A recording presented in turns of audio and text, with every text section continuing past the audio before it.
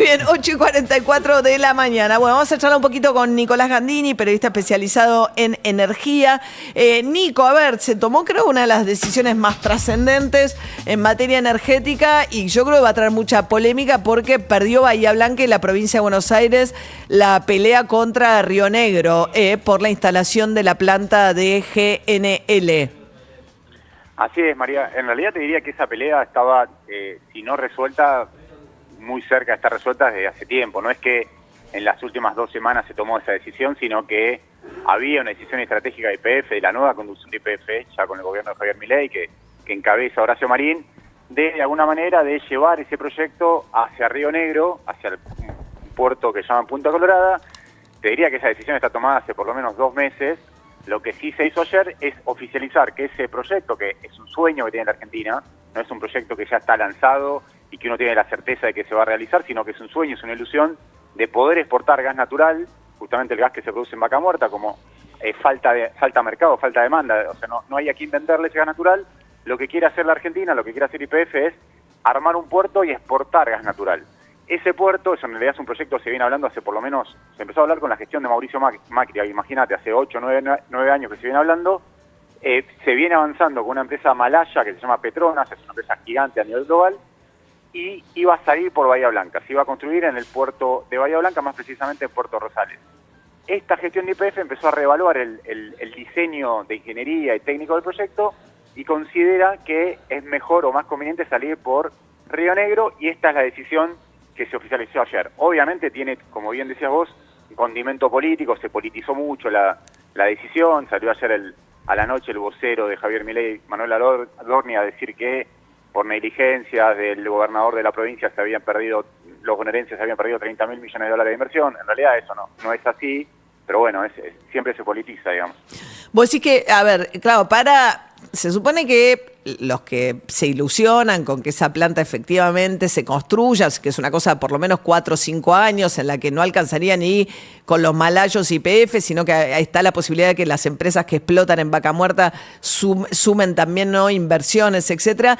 La idea de encontrar como una nueva fuente de dólares, como fue el complejo sojero en la década del 90, lo equiparan a esa posibilidad si efectivamente tenés esa planta, porque te va a permitir escalar la producción y tener cómo exportar esa producción de Vaca Muerta. Exactamente, digamos, o sea, el complejo sojero, te exporta más o menos 30.000 millones de dólares por año. El desarrollo o el descubrimiento de Vaca Muerta y la puesta en valor, digamos, de ese yacimiento no convencional que está en Neuquén, lo que permite es empezar a exportar cada vez más petróleo y gas. Exportar petróleo es relativamente fácil porque tenés que hacer un oleoducto y el petróleo es un commodity, lo subís a un barco y lo exportás. Y la verdad es que Argentina empezó, y si uno mira los números de los últimos 2 años, las exportaciones de petróleo son cada vez más importantes. Sobre todo este año va a haber un aumento fuerte de exportaciones y el año que viene todavía más. En el caso del gas natural es mucho más complejo porque es un combustible gaseoso que tenés que cambiarle el estado para poder exportarlo. Quiere decir, tenés que enfriarlo mucho. Cuando lo bajás por menos de 150 grados bajo cero, ese estado cambia, el gas pasa de estar en estado gaseoso a estado líquido, lo cargas en un barco y lo exportás. Para hacer eso, yo digo, lo estoy reduciendo mucho, YPF tiene que lograr un acuerdo con los grandes jugadores de la industria del gas. Algo que no es fácil, porque no hay mucho affectio societatis, para decirlo de alguna manera, no hay muchas ganas de asociarse históricamente entre las principales empresas productoras de gas. YPF, Pan American Energy, Tecpetrol, CGC, son los grandes grupos de productores de energía que por ahí en el imaginario popular hay una idea de que funcionan como un oligopolio, como un cartel, para decirlo de alguna manera, y la realidad es que no es sencillo poder armar un proyecto conjunto con todos esos actores. YPF tomó el desafío saludable, o sea, Horacio Marín lo que dijo, che muchachos, dejemos de pelear entre nosotros, armemos un solo proyecto de exportación de gas y exportemos gas. Obviamente es un proyecto, como bien decías vos, por lo menos 5 o 7 años vista, digamos, o sea, llegar al final de la década en condiciones de exportar. Esta decisión de ayer es apenas un hito importante, sí, la decisión de ir por Río Negro en lugar de ir por Bahía Blanca, construir el puerto de exportación en Río Negro y no en Bahía Blanca. Lo que resta es, por un lado, justamente juntar la cabeza de todos los actores importantes de la industria y decir, bueno, hay que juntar una inversión de por lo menos 5.000 millones de dólares en una primera etapa y escalable a 10.000 o 15.000.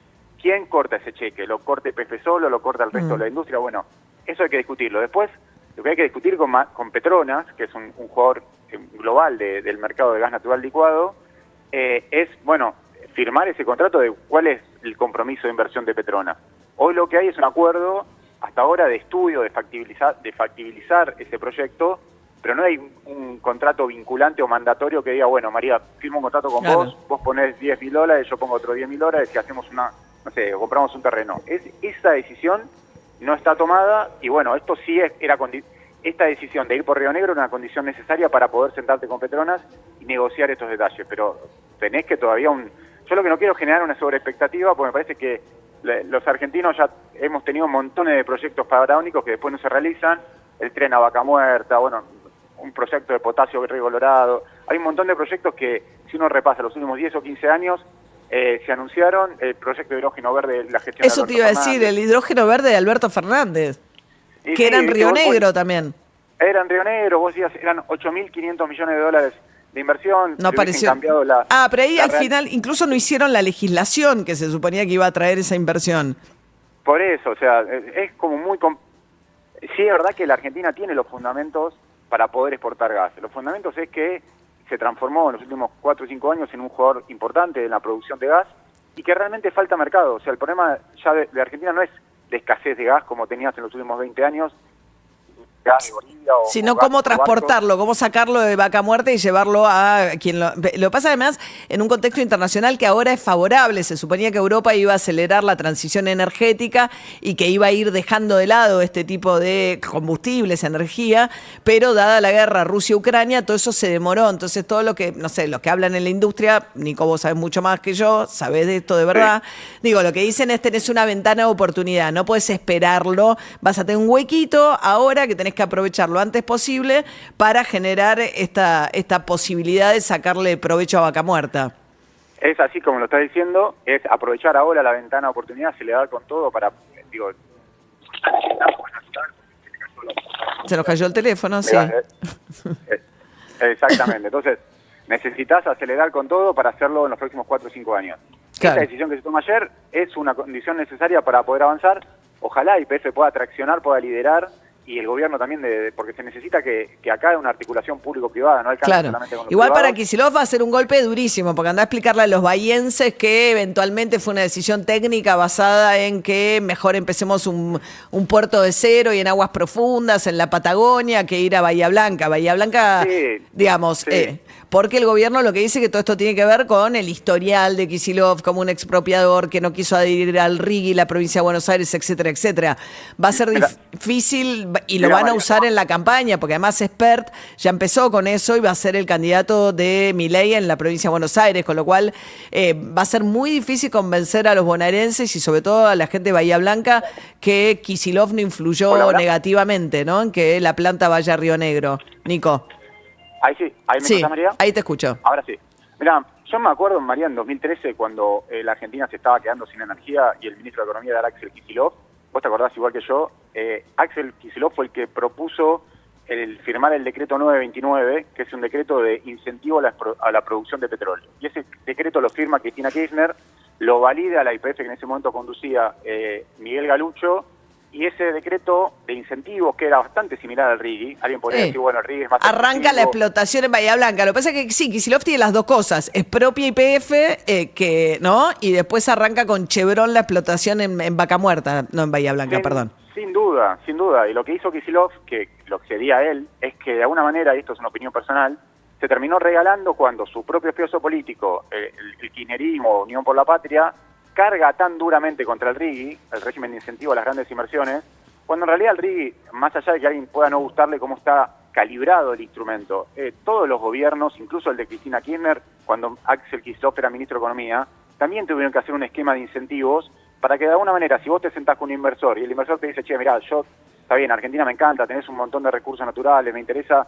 pero con estas condiciones económicas no puedo invertir, vos tenés que darle un esquema de incentivos para poder seguir adelante con esa conversación, diciendo, ok, entiendo que si tengo un cepo, tengo mucha inflación, es complicado tomar la decisión de invertir, pero fíjate que yo estoy comprometido y te doy este incentivo de amortización acelerada de capital, devolución de IVA, reducción de ganancias, que es todo lo que incluye el RIGI, que es lo mismo que incluía, o similar, lo que incluía el decreto 929 de Kicillof, que después se vota en una ley en el año 2014, la ley 27007, que se vota por impulso del kirchnerismo. Está bien, alguien me puede decir, bueno, no, Rigel es más excesivo porque es por 30 años o porque no incluye Claro, pero retención. fue tan duramente crítico el Rigel que después quedó enganchado con eso y no podía, digamos, Y no puede adherir la salir. provincia de Buenos Aires al Rigel, cosa que hizo Río Negro al día siguiente en la pelea que estaba teniendo. Bueno, Nico Gandini, gracias. Un abrazo, María, gracias a vos. Un beso, Nicolás Gandini, periodista especializado en energía, mientras que, bueno, veremos